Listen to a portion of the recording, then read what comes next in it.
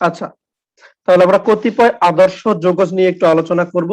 প্রথমে আমরা যে ফাংশনটি এখানে দেখছিলাম সেটা ছিল এরকমের, দেখো, integration of dx by a square plus x square. তো এটাকে আমরা খুব স্বাভাবিকভাবে জানি, এরকম ফর্ম থাকলে x কে ধরতে হয় a tan থিটা। আমরা যথারীতি ধরে নিলাম। তো এখান থেকে উভয় পক্ষের ডিফারেন্সিয়েশন করলে আমরা পাবো 1 is equal to a tan থিটাকে ডিফারেন্সিয়েশন করলে হবে sec স্কয়ার থিটা, আবার থিটাকে ডিফারেন্সিয়েশন করলে d theta by dx। Cross multiply করলে আমরা পাবো dx is equal to a sec square theta into d theta. এখানে মানগুলো ঝটপট সাবমিট করে দিব। আমরা উপরে dx এর মান বসালে পাবো a sec square theta d theta. নিচে দেখো a স্কয়ার যদি একবারে কমন নেই পাবো a স্কয়ার কমন গেলে 1 প্লাস tan স্কয়ার থিটা। তাহলে যথারীতি আমরা জানি a আর 1 বাই a স্কয়ার কাটা গেলে এখানে থাকবে একটা 1 বাই a ইন্টিগ্রেশন এই sec স্কয়ার থিটা, আর এখানে কি থাকবে তোমার sec স্কয়ার থিটা কাটা গিয়ে এখানে অনলি থাকবে d থিটা। ফাইনালি আমরা পাচ্ছি 1 বাই a d থিটা। তো থিটা দিয়ে আমাদের অ্যান্সার প্রয়োজন না, আমাদের দরকার x দিয়ে। আমরা প্রয়োজনের সাথে থিটাকে নিয়ে এসেছিলাম। তো এখান থেকে তুমি থিটার মানটা একটু সর্ট আউট করে ফেলো, এই যে এখান থেকে প্রথম লাইন থেকে। তাহলে আমরা tan থিটার মান লিখতে পারি, এখানে দেখো 1x বাই a লিখতে পারি। এইবার তুমি থিটার মান অনায়াসে বের করতে পারো, দেখো tan inverse x by a। Sir যেটা বলেছিলেন যে ইনভার্স ফাংশনগুলি আসলে কেন লাগবে, ওখানে আমি ছোট্ট করে তোমাদের বলেছিলাম tan থিটা দ্বারা বোঝায় একটা মান আর ইনভার্স ফাংশন দ্বারা বোঝায় একটা কোণ। ওকে, তো ওই কিছু কনসেপ্ট এখানে আসবে আর কি। তবে টেনশন করো না, আপাতত শিখো, তুমি ইন্টিগ্রেশনের কৌশলটা তুমি শিখো। তাহলে tan inverse x by a, এখানে তাহলে থিটার মানটা যদি আমরা পরের লাইনে বসাই, আমরা দেখো কি পাবো 1 by a tan inverse x by a। এটাই কিন্তু ফর্মুলা, ঠিক আছে? এরকম একটা ফর্মুলা আমরা কিন্তু প্রয়োগ করেছিলাম সাইন ইনভার্স দিয়ে। তো তোমাদের বলেছিলাম এটা আমি শিখাইনি, শেখাবো। ওকে, তাহলে আমি এটাকে এক লাইনে লিখি একটু সংক্ষেপ করে, তোমরা একটু বক্স আকারে লিখে রাখো। আমি এটাকে এখানে দিয়ে দিই তোমাদের, এই যে ইন্টিগ্রেশন দিয়ে, এই যে এটা একটা ফর্মুলা, এটাকে আমরা সুন্দর করে মনে রাখবো। ডাইরেক্ট বসায় দিব না স্যার? একদম, যখন তুমি অঙ্ক পাইবা না এরকম ডাইরেক্ট মানটা বসাই দিবা ফর্মুলায়। এজন্য এগুলোকে বলছি কি আদর্শ যৌগজ, স্ট্যান্ডার্ড। মনে রাখবা স্ট্যান্ডার্ড কাকে বলি আমরা, যখন তুমি বাজারে কিছু সদাই কিনতে যাও, যখন এটা ওজন করো, একটা পাথর দাও, এখানে পাথর 1 কেজি 2 কেজি যাই প্রয়োজন হয় দিয়ে দাও, তার মানে ওটা স্ট্যান্ডার্ড, ওটার সাথে তুলনা করে আমি নিচ্ছি, তাই না? ওটা সমান হলে 1 কেজি বা 2 কেজি হবে। তাহলে আমি কি করছি এখন, এটা কিন্তু কোনো সূত্র ছিল না ডিরেক্টলি, এটাকে একটা অঙ্ক হিসেবে চিন্তা করে আমরা এটা ক্যালকুলেশন করলাম, শেষ পর্যন্ত একটা ফলাফল পেলাম। এখন এইটাকে একটা সূত্র মনে করছি আমরা। ওকে, এজন্যই বলছি এটার সাথে তুলনা করে আমরা লিখে দেব, এজন্য এটাকে স্ট্যান্ডার্ড ইন্টিগ্রাল বলছি আমরা। কারণ তুমি তোমার একটা অঙ্ক আসবে, অঙ্কের মাঝখানেই ফর্মুলাটা তোমার পড়ে গেল, তুমি কি আবার পুরো অংশটা করবা? তাহলে তো অঙ্ক তোমার দুইটা হয়ে যাবে। এজন্য আমরা শর্টকাট, অবশ্যই সি লাগবে, এটা আমি দেখাই নাই এখানে। ওকে, সি তো লাগবেই, কারণ এটা আমরা তখন সরাসরি ইউজ করে দেব। যদি তোমার এমন থাকে, ধরো ইন্টিগ্রেশন অফ 1 dx বাই লিখা আছে এখানে 3 মাইনাস প্লাস x স্কয়ার, তুমি কি করবা, এই 3টাকে এভাবে চিন্তা করবা √3 whole square plus x square, বোঝা গেল? এরপরে তুমি এভাবে মান বসাই দিবা। যদি এখানে আসে 1 প্লাস x স্কয়ার, কি করবা, জাস্ট এ মিনিট, যদি তোমার 1 বাই a স্কয়ার আসে, তুমি একে 1 ধরে চিন্তা করবা, তাহলে সূত্র আসবে এখানে 1 tan ইনভার্স x, তাই না? এর জায়গায় তুমি মনে মনে 1 চিন্তা করবা, তাহলেই হলো। প্রথম সূত্রটা বুঝেছি আমরা সবাই? জি স্যার, ক্লিয়ার। এরপরে হ্যাঁ, সেকেন্ড ওয়ানে আসো ঝটপট, আজান হয়ে যাচ্ছে, তোমাদেরও ছাড়তে হবে আমার। দেখো নেক্সট ওয়ানে আমরা চলে আসি। দেখো দ্বিতীয় আদর্শ যৌগজটা কেমন হবে, এই জিনিসগুলো খুব ভালো করে শিখে রাখবা। আমি প্রমাণ দেখিয়ে দিচ্ছি, তোমরা প্রমাণটা শিখে পরবর্তীতে সরাসরি অ্যাপ্লাই করতে যেন পারো।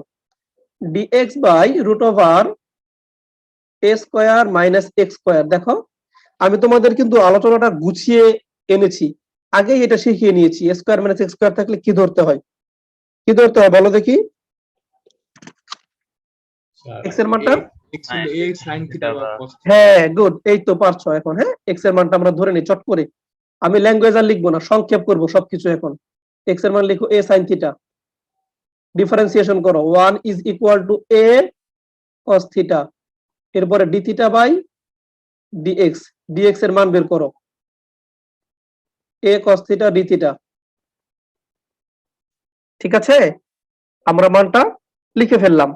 এখন এই মানটা এখানে জাস্ট ঝট করে বসিয়ে দাও। ইন্টিগ্রেশন অফ dx এর মান বসাবো a cos theta d theta. আচ্ছা 11 মিনিট আছে মিটিংটা, আচ্ছা আমরা শেষ করবো ইনশাল্লাহ। এইখানে রুটের ভিতরে একবারে a স্কয়ার কমন নিবা, a স্কয়ার কমন নিলে থাকবে 1 মাইনাস sin স্কয়ার থিটা। আশা করি বুঝতে পারছো পরের লাইনে কি ঘটতে যাচ্ছে। ইন্টিগ্রেশন অফ, এখানে থাকলো a cos থিটা, এখানে দেখো রুটের ভিতরে থাকবে আমাদের a স্কয়ার, এই যে 1 মাইনাস sin স্কয়ার কি লেখা যায় cos স্কয়ার থিটা, এখানে d থিটা দেই নাই ভুল ক্রমে, থাকবে এখানে। ওকে, আমরা একটু নিচে যাই। দেখো এবার এটাকে যদি তুমি ভেঙে দাও রুট, তাহলে দেখো উপরে থাকবে a cos থিটা, এখানেও থাকবে a cos theta d theta. Okay, finally তুমি পাচ্ছ ইন্টিগ্রেশন অফ d থিটা, তার মানে এটার মান আসবে থিটা প্লাস সি, সিটা আমি পরে চিন্তা করছি। তাহলে থিটা তো তুমি জানো না, এইখান থেকে থিটার মান বের করে নিতে হবে। দেখেছো, আমি তোমাদের কিন্তু অঙ্ক করানোর সময় বলেছি, যখন দেখবা সরাসরি উপরের মানটা পাওয়া যায় না, তখন তুমি কি করবা, শুধুমাত্র dx এর মান বের করবা। এখানে কিন্তু আমরা dx এর মানটাই বের করেছি। তো dx এর মান বের করলে আমাদের পরবর্তীতে এমন একটা সিচুয়েশন দাঁড়ায় যে এখানে আবার কোনো না কোনো ভাবে x এ ব্যাক করা লাগে। তো এখান থেকে x এ ব্যাক করো, তাহলে প্রথমত sin থিটার মান তুমি পাবে x বাই a। এবার তুমি এখান থেকে থিটার মান পাবে sin inverse x by a। এই প্রশ্নটাই মনে হয় সজীব করেছিল যে স্যার এটা কিভাবে আসে। এই যে দেখো এখন কিভাবে আসে, এই থিটার মানটা এখানে জাস্ট বসিয়ে দাও, sin inverse x by a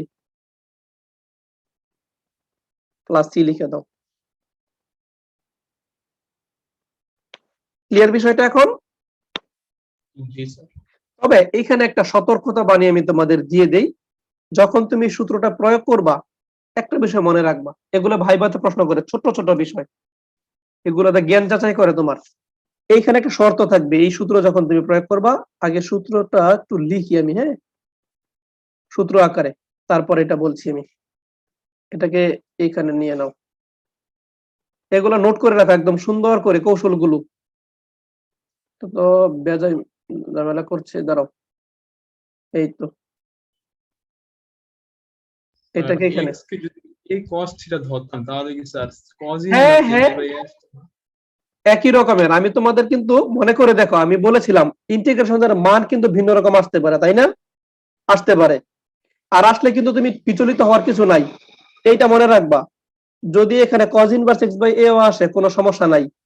দেখো sin ইনভার্স, মনে রাখবা sin ইনভার্স থিটা আর cos ইনভার্স থিটা, এই দুইটা যদি তুমি একসাথে করো এটা মান আসবে পাই বাই 2। মনে রাখবা, বললাম না দুইটার মধ্যে শুধু ধ্রুবকের তফাৎ থাকবে, তখন বোঝা গেল।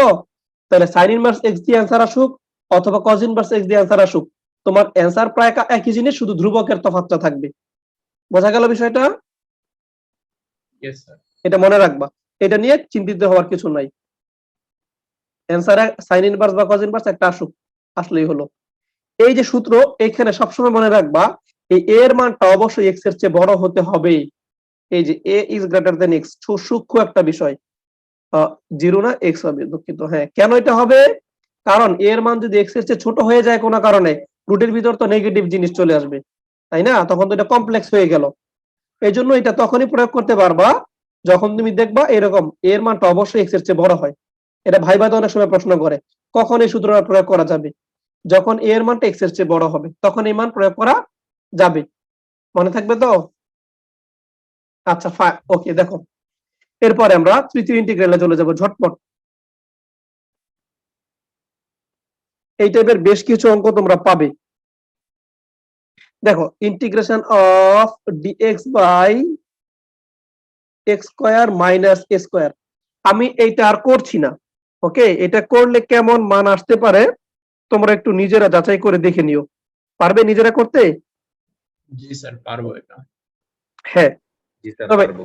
হ্যাঁ এইখানে একটা বিষয় কিন্তু লক্ষ্য রাখতে হবে, তোমরা যেভাবে চিন্তা করছো হ্যাঁ ওইভাবে কিন্তু নাও মিলতে পারে। যে এক্স এর মানটা দেখো কেন নাও মিলতে পারে বললাম, এক্স এর মানটা তুমি কি ধরবা মনে মনে? খুব স্বাভাবিক, তুমি এক্স এর মানটা ধরবা এ সাইন থিটা বা কস থিটা, তাই না? এক্স এর মানটা তুমি ধরবা এ ট্যান থিটা সেক থিটা। তো সেক থিটা যদি ধরো ক্যালকুলেশন করে উপরে কিন্তু হুবহু মিলবে না। ধরো তুমি ধরলা x equal to a sec theta, মনে করো ধরলা এটা। এখন তুমি ইন্টিগ্রেশন করলা, তুমি পাইলা কি ডিএক্স এর মান ডিএক্স ইজ ইকুয়াল টু তুমি পাইলা এ সেক থিটার ডিফারেন্সিয়েশন কি বলো? সেক এক্স ট্যান এক্স, ঠিক আছে? সেক এক্স ট্যান এক্স, তাই না? তখনই কিন্তু একটা জটিলতা দেখা দিবে, উপরের অংশটা পুরোপুরি মিলবে না।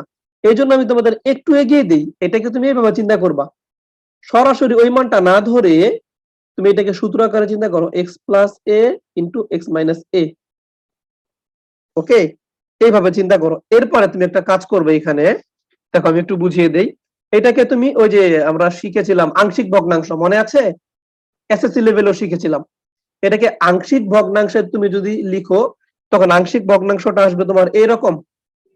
আমি একটু বলি, আংশিক ভগ্নাংশটা আসবে এরকম 1/2a ইন্টু এখানে মনে করো আসলো এক্স মাইনাস এ, এখানে আসলো মাইনাস 1/2a ইন্টু এরকম মান পাবে তুমি আর কি এক্স প্লাস এ।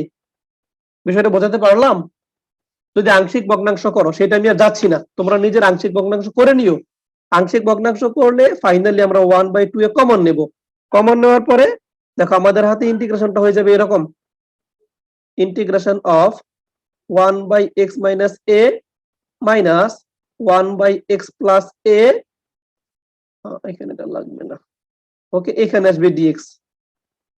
এইবার তুমি এইখান থেকে ডিফারেন্সিয়েশন করে বা ইন্টিগ্রেশন করে অ্যান্সার বের করবা। তুমি চিন্তা করে দেখো, এই যে নিচে যে হর, এইটাকে যদি তুমি ডিফারেন্সিয়েশন করো উপরের 1 পাওয়া যায় কিনা? পাওয়া যায়? দেখো তো, পাওয়া যায়। তাহলে এটাকে কি লিখবা? লন অফ হর 1/2 এ সবার আগে থাকবে। এই প্রথম অংশটাকে ইন্টিগ্রেশন করলে তুমি পাবা লন অফ এই যে এটা পাবা এক্স মাইনাস এ। তবে এটাকে আমরা পজিটিভ রাখার জন্য সবসময় মনে রাখবো মডুলাস দিয়ে দেওয়া ভালো। ওকে, এখানে মডুলাস দিতে পারো। এরপরে মাইনাস, এটা আসবে লন অফ এক্স প্লাস এ। এখন তুমি যদি লনের সূত্র প্রয়োগ করো, লগ এ মাইনাস লগ বি সূত্র আছে না, সূত্র প্রয়োগ করলে তুমি কি পাবো? লন অফ এই যে এরকম x minus a by x plus a. তুমি কিন্তু ইন্টিগ্রেশন করে ফেললা। বোঝাতে পারলাম? এটাই কিন্তু এটার অ্যান্সার, মনে রাখবে একটু। ওকে, তাহলে এটা একটা সূত্র তুমি এখন শিখে ফেললে এবং এটা নোট করে নাও যে এটার মানটা এরকম আসবে। এই যে আমি একটু বক্স করে দেই যেন সহজে মনে রাখতে পারো, এটা সূত্র।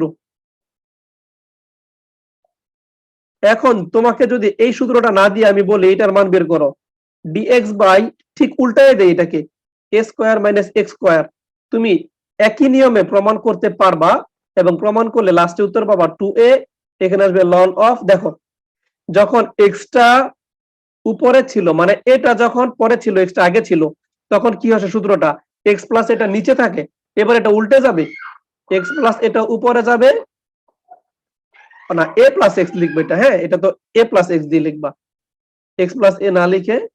আচ্ছা, এটা ঝামেলা করতেছে, দেখো এটাকে এইভাবে লিখবা, আমি একটু শিখাই দিই। যেহেতু এটা আগে আছে তাহলে এ দিয়ে আগে শুরু করবা, এ প্লাস এক্স নিচে হবে এ মাইনাস এক্স। আর এখানে দেখো এক্সটা আগে ছিল এই জন্য এক্স দিয়ে শুরু করেছি আগে, x minus a by x plus a. কিন্তু একটু মনে রাখা লাগবে এখানে যখন এক্সটা আগে থাকবে মাইনাসেরটা উপরে হবে প্লাসের পদটা নিচে হবে, এতটুকু মনে রাখা লাগবে তোমার। ওকে, বাকিটা ঠিক থাকবে। তাহলে দেখো এটা আমাদের চতুর্থ সূত্র গেল। এই যে দ্বিতীয় বক্স যেটা, এটা প্রমাণ আমি দেখাই নাই, তোমরা নিজেরা একটু ট্রাই করবা প্রমাণ যেন নিজেরা করতে পারো। ওকে, আচ্ছা লাস্ট যেটা, লাস্ট একদম আজকের ক্লাসের শেষ সূত্র যেটা, সেটা আমি একটু বলি। দেখো, এটা দিয়ে ক্লাস শেষ করছি আজকে। সময়ও প্রায় শেষ পর্যায়ে আমাদের। হ্যাঁ, ওইটা মনে হয় শেষ করতে পারবো কিনা, 1 মিনিট আছে। দেখো, integration of a square minus x square. আচ্ছা, এটা তোমরা একটু একটু নিজেরা দেখো পারো কিনা, একটু কঠিন হবে তোমাদের জন্য হতে পারে, তাও একটু ট্রাই করো। আগামী ক্লাসে প্রয়োজনে আমি এটা বোঝাবো, এটার মানটা এরকম আসবে। জাস্ট আমি ফর্মুলাটা লিখে দিই তোমাদের উদ্দেশ্যে। একটু টাফ হতে পারে, বাট না পারলে হতাশ হয়েও না, জাস্ট চেষ্টাটা করো। আর এটা আমার মনে রাখারও দরকার নাই। হ্যাঁ, এটা আসলে আমরা সরাসরি অঙ্কটাই করব পুরা, এটাকে সূত্র হিসেবে মনে রাখাটা কঠিন। ওকে, যদি মনে রাখতে পারো ভালো।